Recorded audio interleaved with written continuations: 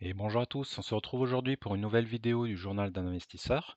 Donc on va s'intéresser aujourd'hui à l'intérêt de la diversification en termes de devises et on va prendre en exemple mon cas personnel. Vous allez comprendre dans un instant de quoi je parle.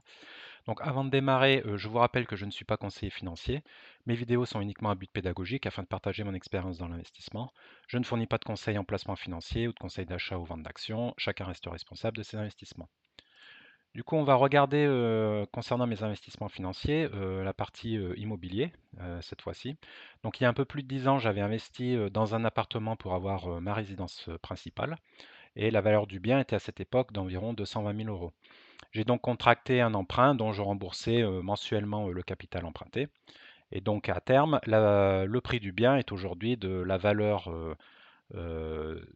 du bien à l'époque, donc 220 000 euros, plus la plus-value espérée. Euh, donc maintenant, un détail dans cette histoire, c'est que j'habite en Suède et je suis donc hors zone euro. J'ai donc fait mon achat non pas en euros mais en couronne suédoise, la SEK. Et donc à l'époque, le prix du bien était autour de 2 millions de SEK, soit environ les 220 000 euros dont je parlais. Donc j'ai fait mon remboursement pendant un peu plus de 10 ans en couronne suédoise. Et à terme, donc le prix du bien est aujourd'hui donc les 2 millions de SEK plus la plus-value espérée. Maintenant, je n'ai pas vocation forcément rester vivre en Suède, et donc j'ai l'habitude de regarder également l'évolution du prix du bien ramené en euros.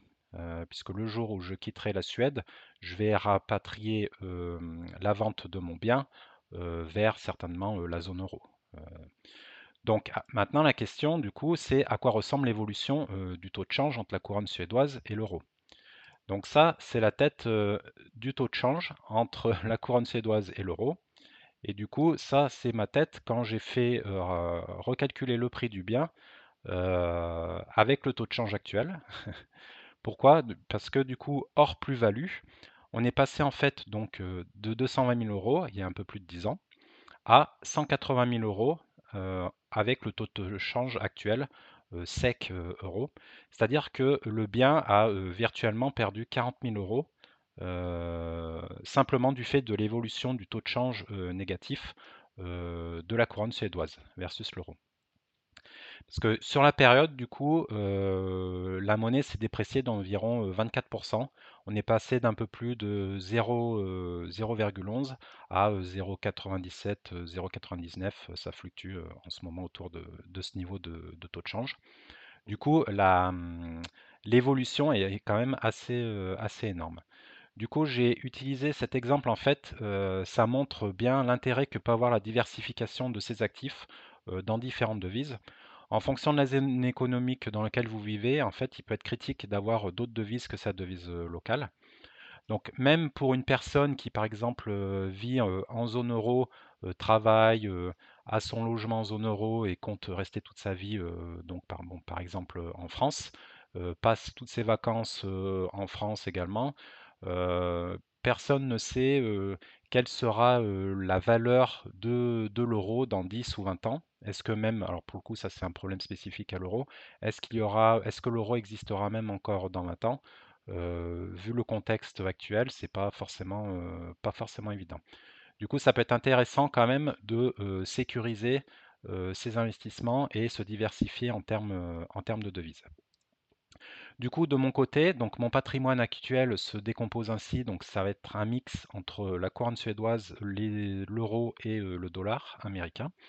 Donc, alors mon immobilier, du coup,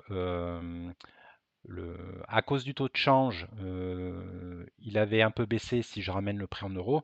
Maintenant, en même temps, le prix du bien a quand même augmenté. Du coup, il vaut aujourd'hui à peu près 230 000 euros, donc à date, hein, parce que je ne sais pas ce que va donner l'évolution du taux de change dans le futur, hein. Alors aussi bien ça pourra repartir à l'envers et la monnaie va s'apprécier de nouveau versus l'euro, aussi bien ça va continuer sa descente. Donc ça, j'en ai aucune idée. On verra. Du coup, donc à peu près 230 000 euros pour mon bien actuellement. Et mes investissements hors immobilier, c'est ce que je présentais lors de la précédente vidéo, à hauteur de 61 000 euros maintenant. Donc en termes de pourcentage, c'est à peu près 79% en immobilier, presque 16% en bourse et un peu plus de 5% en crowdlending. Donc là, je suis à peu près 3 quarts, un quart en termes de bourse et crowdlending. Et à terme, je compte entre ces deux investissements, je compte avoir plutôt un ratio de 80% en bourse et 20% au crowdlending, quelque chose comme ça. Et donc, si on regarde en termes de devises maintenant, ça me fait à peu près presque 80% en devises suédoises. Parce que j'ai également une petite ligne au niveau de la bourse. Le marché suédois, en fait, le marché action suédois est un des plus performants d'Europe, en fait. Donc j'ai quand même une action suédoise sur le marché action suédois, à savoir Evolution AB. Mais bon, je me limite autant que possible, justement à cause de ma surexposition à la couronne suédoise. Donc je fais quand même très attention à ça.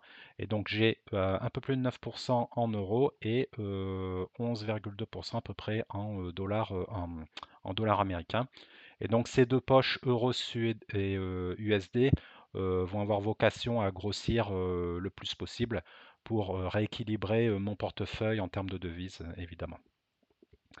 Donc, en conclusion, donc, la diversification en termes de devises est aussi une dimension utile à prendre en compte pour ces investissements. On ne connaît pas l'évolution de sa devise locale dans les prochaines décennies, donc il faut quand même faire attention à ça. On peut aller, par exemple, aller regarder, s'intéresser pour aller potentiellement investir sur de la devise USD, euro, du franc suisse, le yen japonais. Je sais qu'en ce moment, certains investisseurs achètent des yens, la devise est assez sous-évaluée en ce moment. Ou alors, on peut aller regarder aussi le yuan chinois. On peut, par exemple, du coup, le dollar américain versus euro, on voit que ces 10 dernières années, on a une légère quand même appréciation du dollar. Typiquement, ces derniers temps, on le voit quand même sur le portefeuille, sur mon portefeuille boursier partie US, je le vois parce que du coup, quand je ramène ça en euros, bah, ressent quand même, c'est que l'impact de la devise, du taux de change est quand même non négligeable. On peut regarder également, par exemple, là, c'est l'évolution assez impressionnante du franc suisse vers l'euro. Donc il y a une très très forte appréciation, on a presque doublé, le franc suisse a presque doublé par rapport à l'euro en 30 ans, un peu plus de 30 ans. Donc ça montre vraiment l'importance de cette dimension-là quand vous faites vos investissements, hein. C'est vraiment quelque chose d'intéressant à regarder. Donc de mon côté, pas vraiment de regrets, hein, sauf à ne pas avoir découvert le domaine de l'investissement quelques années plus tôt, parce que j'aurais fait mon rééquilibrage un peu plus tôt du coup. Donc l'objectif maintenant sur mon portefeuille, ça va être de faire un rééquilibrage assez sévère en termes de devises pour réduire la voilure côté couronne suédoise. Voilà, j'espère que le sujet de la vidéo aujourd'hui vous a intéressé. C'est quelque chose que j'ai pas trop vu sur les chaînes d'investissement, donc je pensais que c'était intéressant de regarder ça, d'autant plus que de mon cas personnel, j'avais un bon exemple à présenter. J'espère que la vidéo vous a plu. Pensez à vous abonner et à liker si c'est le cas. Je tiens à remercier là, tous les nouveaux abonnés là, qui se sont abonnés à la chaîne là, ces dernières semaines. La chaîne a pris pas mal d'abonnés, donc je suis bien content. Voilà, je vous souhaite de bons investissements et à bientôt. Au revoir.